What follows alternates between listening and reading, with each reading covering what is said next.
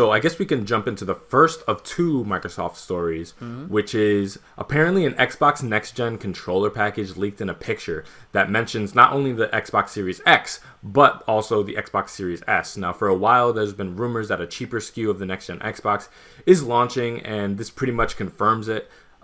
This probably is the rumored Project Lockhart, which was going to be the cheaper alternative to the full next-gen suite that is coming out. So, Steve, is this first off something that you believe, and second off something that interests you? So I have to believe it in the same aspect that many people believe it, is that the leaked photos were way too intricate. And I understand that nowadays it's easy to fake things, but like this guy opens the box and has like a receipt or like the warranty paper. He's got the box, and that box looks very familiar, where it's not like the Xbox One control, which, you know, I know the Series X control is very similar, but like the way the labeling is on the side is like identical to the way it is when you bought a new Xbox One control, where it's like Xbox X/S, like, well, Series X/X and all that kind of stuff. So it's very familiar, and it looks real. Like, this looks like something in my old GameStop days when I worked there. This looked like the way things would have been shipped to me and stuff like that. So I do think it's real. To an extent, I think for a while we've known there's at least a second version of the Series X, especially with even that, you know, when they explain what the name really was. So I'd be super shocked if they didn't release a second SKU. I mean, even if Sony was able to come up with like, yeah, let's do a second SKU, even though it's a digital only, I'm pretty sure Xbox, who's released, 4 different Xbox Ones? Yeah, I believe so. The original, the Slim, then, yeah. So anyway, it's also probably the only way I would get the new Xbox. And as much as I love new hardware and stuff like that, the Xbox Series, their marketing's been very, very weird, where it's like, well, upgrade if you want like the super best graphical, most powerful box. But if you don't worry, you're going to get the exact same experience on your current console or on your PC. So it's like, you got to convince me a little bit on why I should buy your system. And if you give me a cheaper option, even if it's maybe a digital only option, like we were discussing before off the podcast, you know, what if this, you know, the Series S, which is a slightly weaker console but is only digital as well, that maybe speaks a little bit more to me, because that way it's a little bit more convenient, it's a little bit easier to take care of. Who knows? But what do you think? Because I know this is what you've been really waiting for, is a skewed down version of the Xbox. Yeah, I mean, I basically wanted them to cut out the frills, make it as cheap as possible, and have that cheaper option. Because again, it's easy when you just, okay, I'm going to be buying the PS5, or I'm going to be buying the Series X next year. But if you're a multi-platform gamer, you want to buy all these machines, that, I mean, is going to mutilate your bank account. So if I can find a way, and generally speaking, in 2020, 2021, games are generally, with exception for a couple exclusives a year for each company, available everywhere. So I don't need 2 consoles that play things at the highest fidelity. I can have my PS5 that does that, because that's the only version that they're dropping. But if I just want stuff to play the Xbox exclusives, all I need is kind of that bare minimum. Make sure that it runs on my TV, it can run the games just fine, and then that's all I need. So that the Series S is definitely exactly what I'm looking for. My only curiosity pretty much at this point is what the discrepancy is going to be between the X and the S. Is this a power difference, or is this a storage capacity difference? Is this a feature difference? Is it just limited to the fact that there's not a disk drive? Where are those cost savings going to come? Like, exactly. Is the S and the X going to run the games exactly the same, whatever, if it's 4K native, 60 frames per second or 120 frames per second, but the Xbox Series X can have this kind of crazy sound thing. It has the disk drive. It has bigger storage. It has all those stuff. So it makes it more in line of a phone. Or is it going to be like the 810, the iPhone 8 and iPhone 10 situation that came out around the same time, but the power difference is fundamentally different, which falls into the pricing. So I'm curious. That's what I'm curious about is, and judging by the naming convention, the fact that it's Series X, Series S, and that's pretty much fallen in line with the Xbox One X and the Xbox One S. I'm imagining, hopefully this is just a naming convention thing and the power doesn't take any kind of hit, and it's pretty much just a feature thing. Because if it's just a feature thing, then yeah, day one, I'm with the 1S. This is my kind of machine, and it'll make it a lot easier to be able to have both the next gen Xbox machine and the PS5 day one. But if this is, a fundamentally weaker machine, I would like to personally be able to play Forza and Halo and Gears at the highest fidelity possible. Mm-hmm.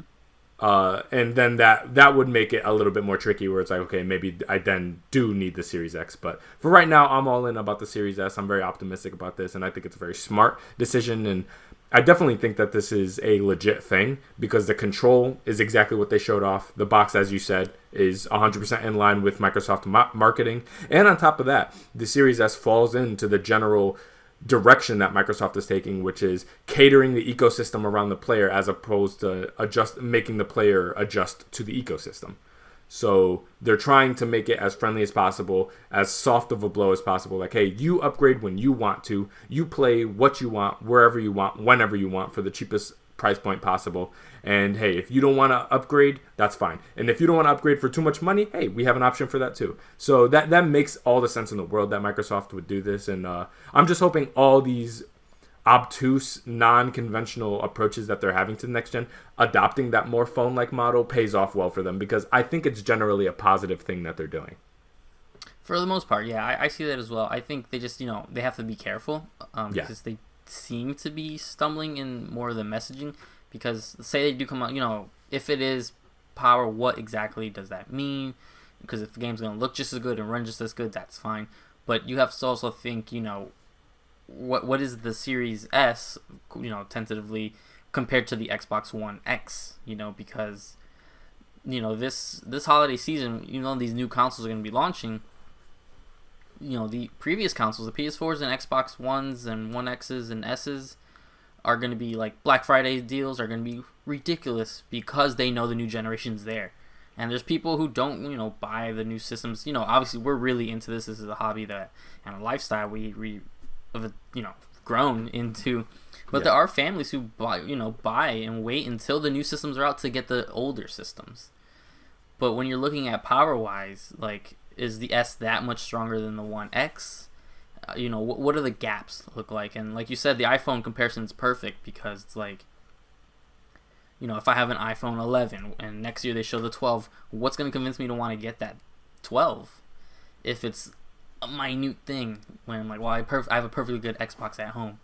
And that's where they really got to clarify, and I feel like they are going to. I know we have a couple more, presentations and stuff like that they got to come out swinging, and just really hit us with, even if it's features, just like get it all out there. Be like, listen, this is what they are. This is the Lockhart or the Series S, and this is why, here's an option if you can't get the highest, more powerful machine, or you don't want to get the highest, strongest machine.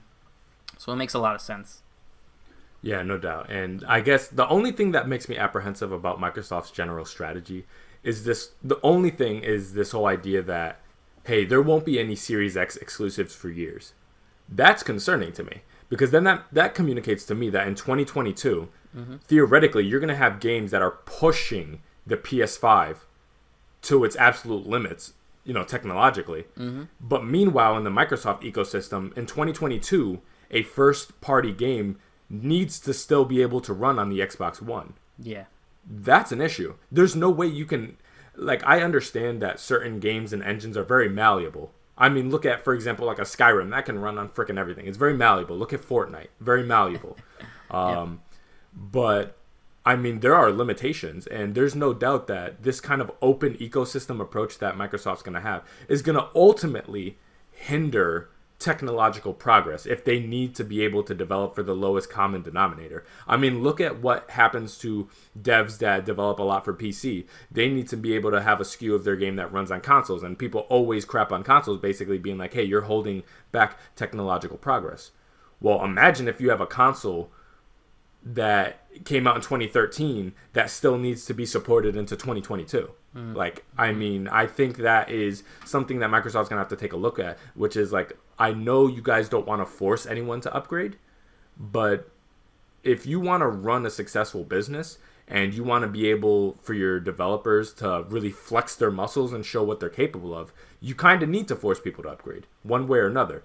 And if you're afraid of leaving people behind, yeah, keep releasing Xbox One, keep supporting it. But at the same time, be like, hey, if you want these experiences, you have to come to our next-gen machine. And that's why I think PlayStation was very clear about that messaging.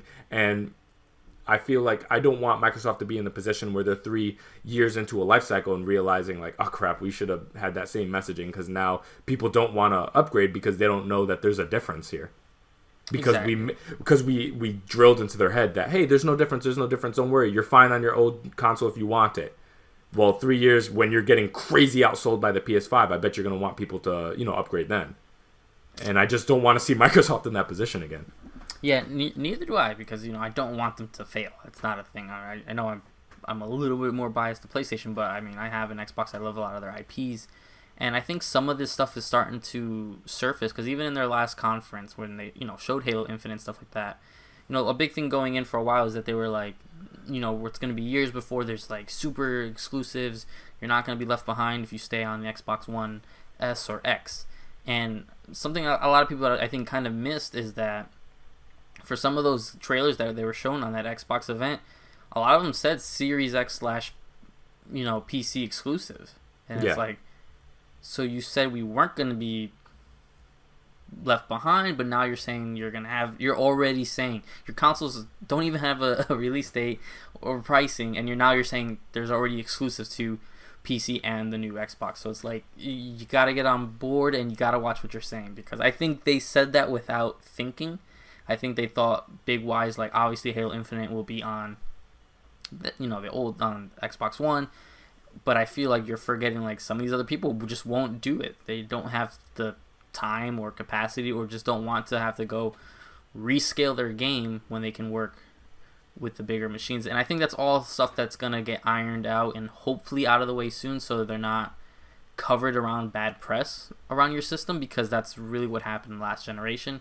Everybody remembers, the all-in-one machine. That whole debacle that never left, and that really took took a lot for Xbox to dig themselves out of that hole. Yeah. And now that they're out, we don't want them stumbling backwards because of their messaging. Yeah, well, I have a lot of faith in Phil Spencer, and say what you want about the way he runs Microsoft. That dude is a marketing king. He knows how to phrase some stuff, man. I mean, it is kind of funny that they have the issues with the exclusives, and then now the whole Microsoft strategy is like, listen, we're not trying to outsell PlayStation, and we're not trying to have all these exclusives. We're just trying to have a fun, player experience. And I was like, well, you guys changed your tone a lot from when you guys were dominating back in the 360 era, haven't you? But that's the nature of the game sometimes. You got to just phrase things. You have to move the goalpost a little bit so you guys don't look crazy out there. So, hey, I don't hold it against them. I just think it's really funny to see kind of companies change when, like, for example, Sony was all open arms, wanted to reach out to everybody during the PS3 era, and Microsoft's like, screw off, we're winning. And then, I mean, boy, how have things changed. Yeah, absolutely, and it's weird to see, and I'm hoping for the best, but